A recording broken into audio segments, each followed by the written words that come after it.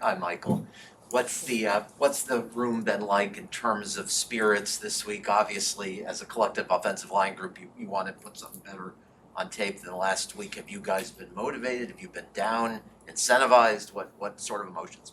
Um, a little bit of both.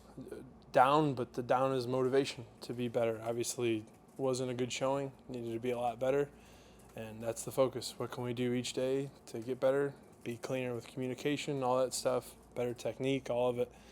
Um, but it was definitely down at first, but use that to fuel you to get better, so it doesn't happen ever again.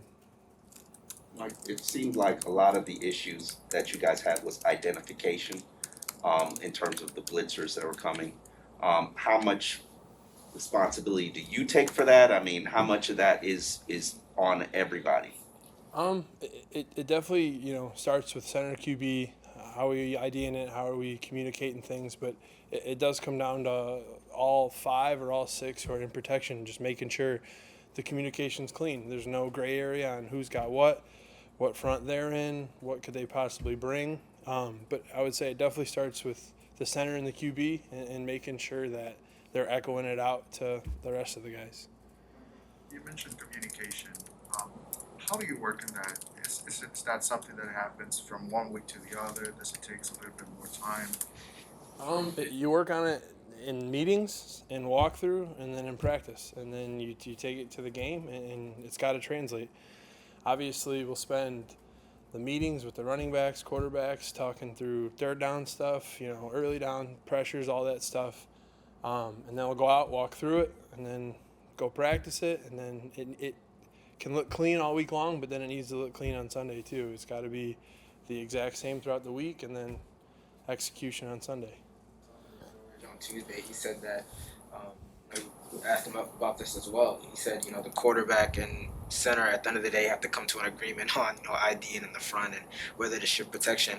I mean, that's like it's a lot to do in a couple seconds, before you have to snap the ball. Are there any cases where maybe you're not necessarily in agreement on maybe who's the mic or whatever? In some cases, how do you resolve that in a short amount of time? There's definitely some instances where we might be seeing a front a little different between center and QB, but ultimately one of us, we'll work it out, whether it's the QB just overriding everything and, you know, getting us to a different ID, and then the center just hearing it and making sure I can get the call to the O line, and the QB gets us right, and then I can get the proper call to the rest of the five, and then we can cut it loose and play fast. But it's just me getting up and get set, everyone getting up and get set and getting things ID'd quick. And then if something's a little weird, we'll have time to adjust it. That way, the play clock's not at 4 seconds and we're trying to switch things, and then cadence gets brought into it, and then it gets really ugly. So the faster you can get up, get set, start IDing things, center and QB work things out, and then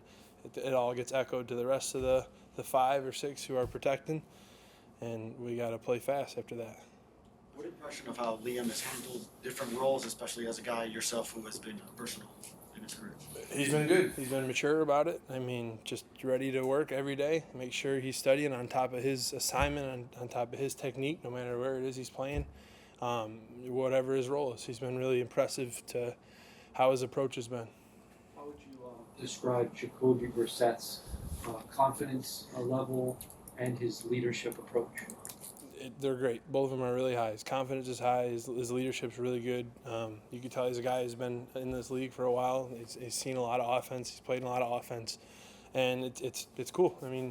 He's got a ton of confidence. He's got a ton of talent, and then he's also smart. So it gives us a lot of confidence to have him back there with all that knowledge.